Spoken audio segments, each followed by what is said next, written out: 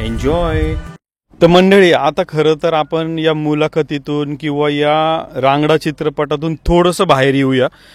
आता गेले बरेचसे वर्ष आपण बैलगाडा शर्यत बंदीचा काळ या महाराष्ट्राने पाहिला. किती वाईट दिवस होते. आज आपला देशी गोवंश जर टिकवायचा होता तर बंदी उठणं खूप गरजेचं होतं.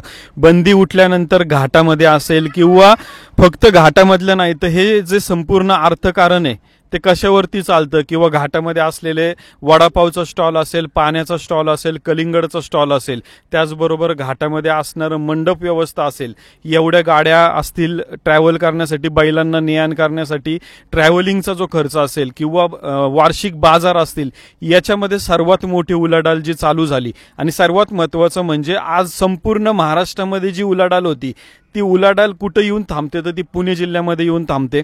आज पुणे जिल्ह्यातलं सर्वात जुने जाणकार की ज्यांनी त्यांच्या लहानपणापासून बैलगाडा शर्यत कशा पद्धतीने चालती, त्याचं अर्थकारण कसं चालतं, आणि आज या अर्थकारणाला एक वेगळं स्वरूप आज त्याला अटॅच झाले, प्लस झाले आपण म्हणूया. आज बैलगाडा जे मालक आहेत की जे डिरेक्टर आहेत आयुब हवालदार सर, की ज्यांनी बैलगाडा मालक प्लस पैलवान तिथं प्लस अर्थकारण म्हणून आपण हा प्रश्न आज सरांना विचारूया. सर, आज अर्थकारण किती चांगल्या पद्धतीने आपल्या बैलगाडा क्षेत्राच्या दृष्टीने चांगल्या पद्धतीने उभं आहे किंवा काय? प्रथम बैलगाडा शर्यत हा शेतकऱ्यांचा खेळ होता. म्हणजे पूर्वी कसं असायचं की शेतीला जी बैलं चालायची तीच शर्यतीला चालायची.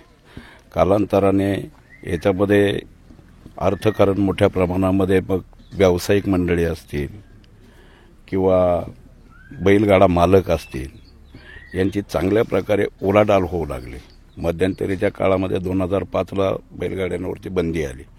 बंदी आल्याच्या नंतर एवढे एखाद्या दुश्मनाच्या वाट्याला येऊ नये असा प्रकारचा काळ 7 ते 8 वर्षाचा गेला. त्याच्यानंतर बैलगाडा शर्यत आपल्याला सरकारच्या माध्यमातून सुप्रीम कोर्टाने आपला महाराष्ट्र सरकारने कायदा बनवला. कायदा बनवल्याच्या नंतर संपूर्ण राजकीय पुढाऱ्यांनी त्याच्यामध्ये अखिल भारतीय बैलगाडा संघटनांनी चांगल्या प्रकारचा पुढाकार घेतला. आमचे सर्व मित्र, तरुण मित्र एकत्र आले आणि सरकारला कायदा करणं भाग पाडलं. पूर्ण भारतातली लोक अखिल भारतीय बैलगाडा संघटनेमध्ये आहेत. त्याच्यामध्ये सरकारने कायदा बनवला, सुप्रीम कोर्टाने त्याला मान्यता दिली. काही नतदृष्ट लोक होती, त्यांनी चांगल्या प्रकारचा विरोध केला. परंतु पारंपरिक खेळ असल्याकारणामुळं, सरकारचा कायदा असल्याकारणामुळं सुप्रीम कोर्टाने आपल्याला न्याय दिला आणि आपल्या बैलगाडा शर्यती चालू झाल्या. आता बैलगाडा शर्यती चालू झाल्याच्या नंतर काय झालंय की बैलाच्या किमती गगनाला भिडल्या. आणि गगनाला भिडत असताना मग काय झालं की व्यापारी लोक मग पंढरपूर असेल, जत असेल किंवा सांगोला असेल किंवा म्हैसूर असेल, तामिळनाडू अशा ठिकाणी जाऊन आपली बैल खरेदी करून या ठिकाणी घेऊन येत असत.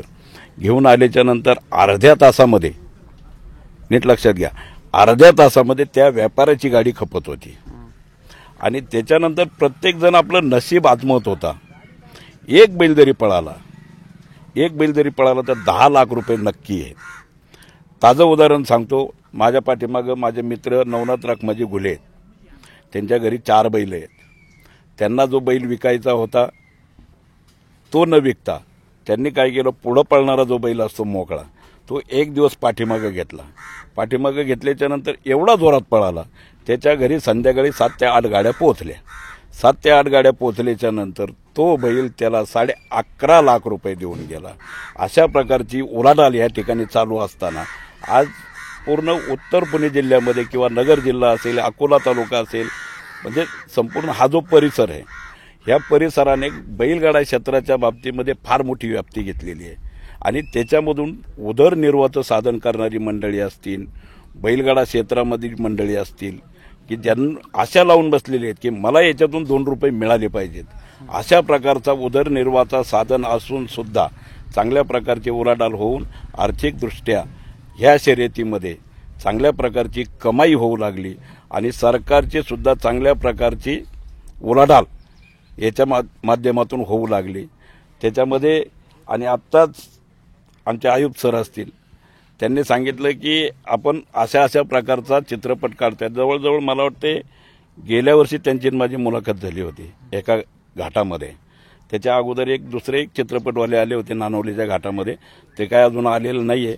परंतु यांनी चांगल्या प्रकारचं एक जिद्द बाळगून सगळे सवंगडी एकत्र करून चांगल्या प्रकारचा रांगडा चित्रपट निर्मित केला आणि तो अर्थकारणाला जोडून आहे हेही लक्षात घ्या. तो चित्रपट पाहिल्याच्या नंतर एक महिला वर्ग सुद्धा या बैलगाडा शर्यतीमध्ये आपला उदरनिर्वाहाचं साधन म्हणून छोटे छोटे स्टॉल लावतात. कोण बिस्लरी विकतंय, कोण काय विकतंय. एक 7 रुपयाला मिळणारी बिस्लरी तिथं 20 रुपयाला जाते. म्हणजे तिथं काहीतरी 12-13 रुपये एका बिस्लरी पाठीमागे मिळतात. अशा प्रकारचा चांगल्या प्रकारचा व्यवसाय देणारी ही बैलगाडा शर्यत आहे. आणि सर्व बैलगाडा मालक आत्ता पूर्वी शेतकऱ्यांचा होता, आता व्यावसायिकांचा झाला आहे. ह्या कोपऱ्याचा माणूस त्या कोपऱ्याला माहिती पडू लागला आणि राजकारण्यांना आयतं व्यासपीठ मिळू लागलं. राजकारण्यांना जर एखादी सभा घ्यायची असेल तर पैसे देऊन लोक आणावे लागतात आणि या ठिकाणी आयतं व्यासपीठ राजकीय लोकांना मिळते. म्हणून आता थोडीशी उद्योगपती पण याच्यामध्ये घुसलेले आहेत चांगल्या प्रकारचं. म्हणून हा व्यवसाय देणारा कार्यक्रम आहे. बैलगाडा क्षेत्र अतिशय चांगल्या प्रकारचं आहे. सर्वांनी आवर्जून हा रांगडा चित्रपट पाहावा अशी सर्वांना कळकळीची विनंती.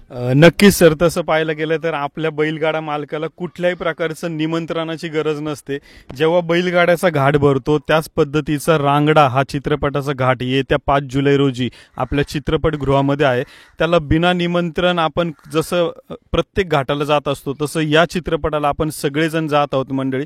आणि सर्वात महत्त्वाचं म्हणजे आज मी या चित्रपटाच्या माध्यमातून अजून एक गेले कित्येक 6 वर्ष आपण सांगत आलेलो की एक तरी देशी गोवंश आपला खिलार सांभाळा, दावणीला एकतरी खिलार गाय सांभाळा. उद्या ती खिलार गाय किंवा तिच्या पोटी जन्माला आलेली एखादी कालवड किंवा खोंड तुमचा पुढच्या सरांच्या चित्रपटामध्ये देखील असू शकतं. या निमित्त आपण नक्कीच हा देशी गोवंश सांभाळण्याचा प्रयत्न करूया मंडळी.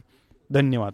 खिल्लार महाराष्ट्राची शान, खिल्लार